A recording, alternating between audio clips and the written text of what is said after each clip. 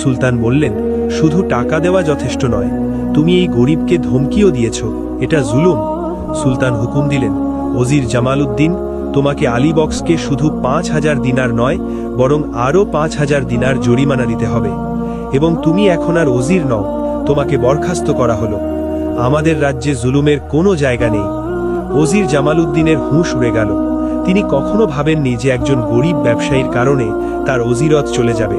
তাকে বাধ্য হয়ে আলীবক্সকে 10,000 দিনার দিতে হলো এবং লজ্জায় দরবার থেকে বেরিয়ে যেতে হলো। সবাই অবাক হয়ে গিয়েছিল যে কিভাবে একজন ইমানদার ব্যবসায়ী তার হকের জন্য লড়াই করে ইনসাফ পেল। ওজির জামালউদ্দিনের বরখাস্তির খবর পুরো শহরে ছড়িয়ে পড়ল। লোকেরা একে অপরের সাথে কথা বলতে লাগলো যে কিভাবে একজন গরিব কাপড়ের ব্যবসায়ী ওজিরের মতো ক্ষমতাশালী লোকের কাছ থেকে তার হক নিয়ে নিল। এসব কাজী আহম্মদের সাহস এবং সুলতানের ইনসাফের কারণেই সম্ভব হয়েছিল।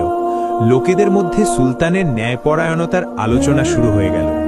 আলীবক্স যখন 10,000 দিনার পেলেন, তখন তার চোখে পানি চলে এলো।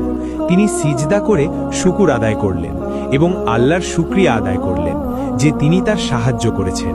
তিনি 5,000 দিনার, যা আসল টাকা ছিল, তা নিজের কাছে রাখলেন এবং বাকি 5,000 দিনার, যা জরিমানা ছিল, তা গরিবদের মধ্যে বিতরণ করার সিদ্ধান্ত নিলেন। আলীবক্স বাড়ি পৌঁছে স্ত্রীকে পুরো গল্প শোনালেন। স্ত্রী বললেন, দেখলে, আল্লাহ আমাদের সাহায্য করেছেন। যখন আমরা সততা এবং ইমানদারির পথে চলি, তখন আল্লাহ আমাদের সাথে থাকেন। আলীবক্স সন্তানদেরও এই শিক্ষা দিলেন যে কখনো ভুল পথ অবলম্বন করবে না। পরের দিন আলীবক্স 5,000 দিনার নিয়ে মসজিদে ইমাম সাহেবের সাথে দেখা করলেন। তিনি বললেন, এই টাকা গরিবদের মধ্যে বিতরণ করে দিন। আমি চাই না যে কারো হক আমার উপর থাকে। ইমাম সাহেব আলীবক্সের নেক নিয়তের প্রশংসা করলেন এবং টাকা গ্রহণ করলেন। ওজির জামালউদ্দিনের মেয়ের বিয়ের দিন কাছে এসে গিয়েছিল, কিন্তু এখন ওজিরের কাছে আগের মতো ঔজ্জ্বল্য ছিল না। অনেক লোক যারা তার এহসানমান ছিল, এখন তার কাছ থেকে দূরে সরে গিয়েছিল। ওজির তার মেয়েকে বললেন, বেটি, আমরা বিয়ে তো করব, কিন্তু এখন সেই শান ও শৌকত থাকবে না। ওজিরের মেয়ে বলল, আব্বাজান, আমার শান ও শৌকত দরকার নেই, আমি তো শুধু ভালো মানুষের সাথে বিয়ে করতে চাই। ওজির তার মেয়ের কথা শুনে খুব দুঃখিত হলেন। যদি তিনি আগেই এমন চিন্তা করতেন, তাহলে আজ তার এই অবস্থা হতো না। তিনি বুঝলেন যে তিনি ভুল পথে চলছিলেন।